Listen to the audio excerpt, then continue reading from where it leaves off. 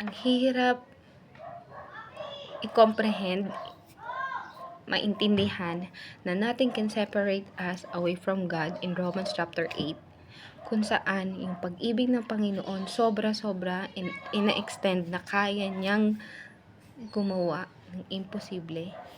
Yung imposible na even ang Panginoon nagkatawang tao through form of Jesus Christ to save us from our sin, na imposible na mamatay ang isang Diyos, pero naging posible dahil sa pagmamahal ng Panginoon sa atin, ang pagmamahal ni Yahweh sa atin. Ibinigay niya yung bugtong na anak niya, John 3:16, kasi mahal na mahal tayo ng Panginoon. Gusto niya magkaroon tayo ng buhay na walang hanggan.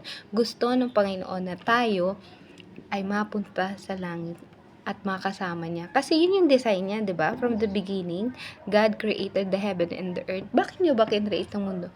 Para makasama natin siya at magkaroon tayo ng buhay na walang hanggan.